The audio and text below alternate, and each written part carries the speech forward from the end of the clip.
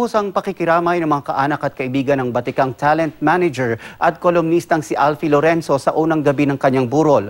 Ang balita hatid ni Lars Santiago. Veteranong talent manager, sikat na kolumnista, mabait, prangka at masayahing tao.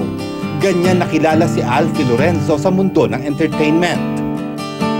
Pero kahapon, lubos na ikinagulat at ipinagluksa ng marami ang kanyang pagpanaw sa edad na 78 matapos atakihin sa puso. Kasalukuyang nakaburol ang kanyang labi sa Arlington Memorial Chapel sa Quezon City.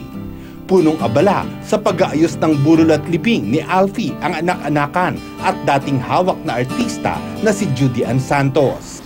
Hanggat maaari, ayaw ko sanang maging malungkot kasi we should celebrate his life. Magkakaroon ng mass sa gabi, 8 p.m. And then Thursday morning, ng 9 a.m. magkakaroon pa ng last mass dito sa chapel before siya dalhin sa Carmelite Sisters for an hour of blessing kasi devotee siya doon. So ang request ko lang is maidaan siya doon. Paglilinaw ni Juday, nagkaroon man sila ng hindi pagkakaunawaan noon nang humiwalay siya ng management kay Alfie. Naging maayos naman daw ulit ang samahan nila. Maayos akong nakapagpaalam sa kanya, maayos akong nakapag-sorry, oo na ano. Kaya siguro din wala akong masyadong hinaing kasi alam ko sa sarili kong at peace akong nagpaalam sa kanya at nagpasalamat ako sa kanya. I was able to say everything that I wanted to tell him. Agad ding pumunta sa burol ang aktres na si Sunshine Cruz. Malungkot man, lubos daw na nagpapasalamat ang aktres sa mga ginawa ni Alfie para sa kanyang career.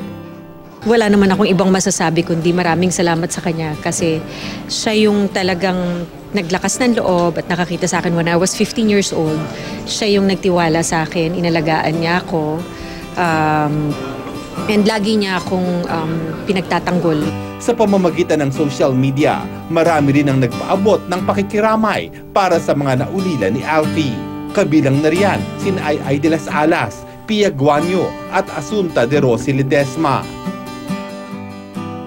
Kahit siya ay namaalam na ang iniwang marka ni Alfie sa mundo ng entertainment, mananatili magpakailanman. Lars Santiago, GMA News.